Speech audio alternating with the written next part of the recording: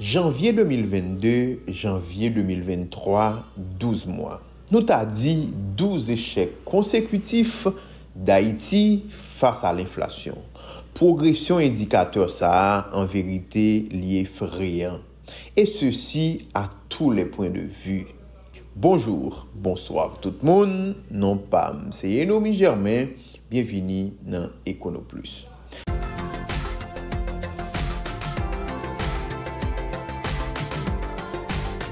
On prend petit temps pour nous garder l'image ça, qui montre nous clairement comment l'inflation a évolué sur janvier 2022 pour arriver janvier 2023. En allez, janvier 2022, pays d'Haïti connaît une inflation de 24%. Février 2022, une inflation de 25,2%. Mars 2022, une inflation de 25,9%. Avril 26,7%, mai 27,8%, juin 29%, juillet 30,5%, août 2022 32%, septembre 2022 38,7%, octobre 2022 47,1%, novembre 2022, on a dit qu'on a une baisse sensible, côté que l'inflation a atteint le chiffre de 45,5%, mais baisse là est tellement petit que finalement, elle n'a pas représenté un supérieur. On continuait en décembre 2022, c'était donc une inflation de 48,2%.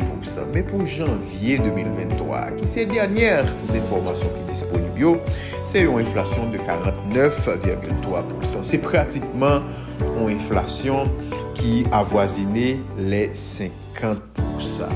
Moi, parler de l'échec d'Haïti face à l'inflation, mais toi qui me regardes, si tu es résident en Haïti, ton revenu est également tenu en échec par l'inflation. Autrement dit, chaque fois que nous augmentons dans l'économie, pour y avoir moins de capacité pour consommer à même niveau revenu. Ou bien moins de capacité pour épargner si le revenu est relativement élevé et que il est supérieur à niveau consommation. Qui donc de toute façon, l'inflation ça y affecté négativement niveau de vie. Mais qui ça qui explique niveau inflation ça n'a parlé de l'ILA entre janvier 2022 et janvier 2023. Moi dis nous récemment faut qu'on chercher cause de côté. D'abord, au niveau international. Depuis plus passé l'année en effet, prix au pas suspend augmenter sur le marché international là. Comme nous particulièrement son économie qui importe bien et services, eh bien nous importons inflation tout, puisque l'environnement international sous les dernières années est plus ou moins caractérisé par l'inflation. Cependant, il faut que nous disions que quand on a parlé de grandes économies, notamment aux États-Unis d'Amérique, c'est vrai, entre janvier et juin 2022, c'était une inflation extrêmement importante parce qu'en janvier 2022, c'était donc une inflation de 7,5%, alors qu'en juin, c'est 9,1%. Mais à partir de juin, on baisse d'inflation jusqu'à janvier 2023 qui atteint 6%. Donc si les États-Unis d'Amérique pas une inflation qui est extrêmement importante, pas oublier États-Unis d'Amérique, c'est un partenaire commercial d'Haïti qui est extrêmement important, tout comme la République dominicaine, et que nous constatons qu'en Haïti, au contraire des États-Unis, le prix a augmenté, ça t'a voulu dire que c'est pas forcément l'inflation internationale là qui explique niveau inflation que le pays d'Haïti connaît pendant la période là et notamment sorti juin 2022 pour arriver janvier 2023. D'autant plus que c'est toutes grandes économies qui depuis 6 mois a connu son tacarélé en déflation.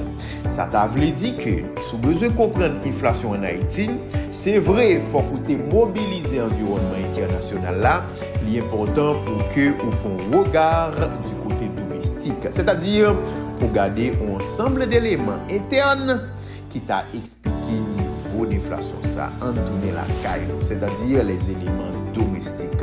Nous pouvons identifier rapidement 3 éléments au niveau domestique, au niveau national, qui permettent de comprendre le niveau d'inflation. On a parlé de l'ILA.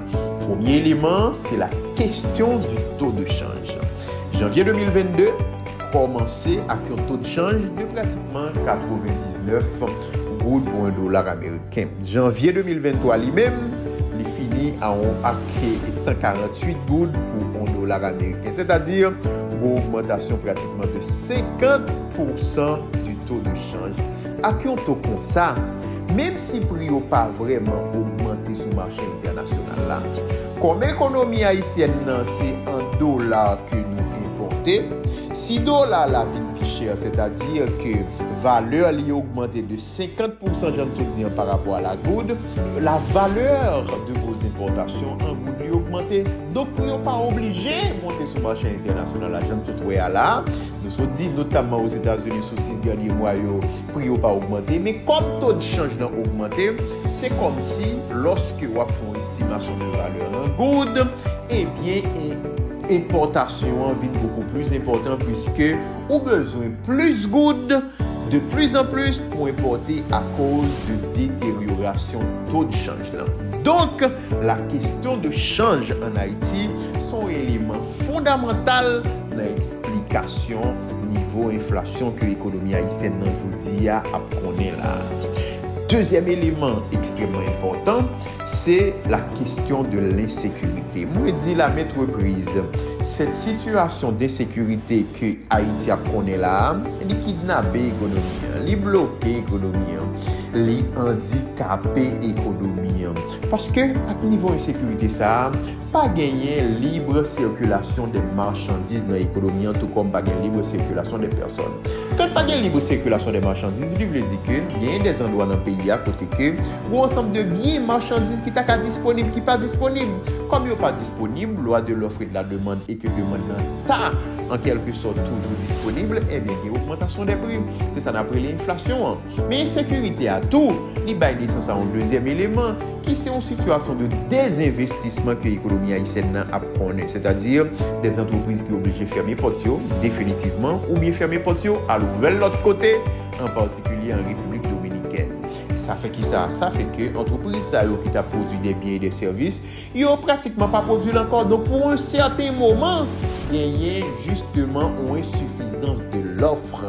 Ça va encore une fois l'inflation. Donc voilà les deux canaux principaux par lesquels la question de l'insécurité affecte les prix dans l'économie. D'autant plus que, en général, pour gagner un environnement qui est aussi incertain, les indicateurs économiques, c'est prouvé en économie, ils ont une tendance à détériorer. Donc, pour l'inflation, c'est clair que l'étape là. Troisième élément, c'est la question de la rareté de carburant sur le marché. À pas oublier, récemment, le gouvernement qui est dans tête et le Premier ministre Ariel Henry a procédé à l'augmentation pratiquement des prix à la pompe. C'est déjà un élément qui a accéléré les prix et nous dit ça clairement.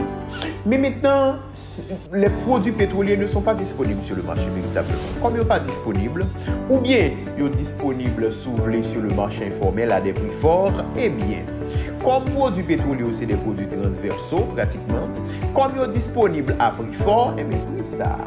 Impacte les services, en particulier le transport. Et quand on a parlé de transport, le transport des marchandises également, puisque les marchandises ont besoin d'être transportées, même si ce n'est pas dans tout endroit où on peut aller. Et pour comprendre ça très bien, où nous parlons pour janvier 2023 d'une inflation de 49,3%, attention, sur le transport, l'inflation en glissement annuel, c'est 120%. Ça veut dire quoi? Ça veut dire clairement la question de carburant peser sur le niveau d'inflation que nous avons aujourd'hui dans l'économie. Question légitime nous avons poser, mais c'est comment nous sommes capables de lutter contre le phénomène ça que y aurait l'inflation. Eh bien, ce sont aux causes qu'il faut s'attaquer, c'est-à-dire à la question de l'insécurité, comment établir un environnement plus ou moins sécuritaire dans le pays. Deuxièmement, la question de l'indisponibilité de carburant pour que finalement, les carburants justement disponible et en quantité suffisante en tout point et formel pour que justement pas un marché informel en quelque sorte à pratiquer des prix extrêmement forts. Et troisièmement, justement, comment arriver plus ou moins à une stabilisation du taux de change. Aussi longtemps que nous pas fait ça, c'est aussi longtemps que nous avons une situation, en tout cas, et d'inflation à deux chiffres qui qui est durable et qui est extrêmement élevé. Parce que, pas oublier, on a parlé d'une inflation là qui est déjà avoisinée les 50%. En tout cas, merci beaucoup.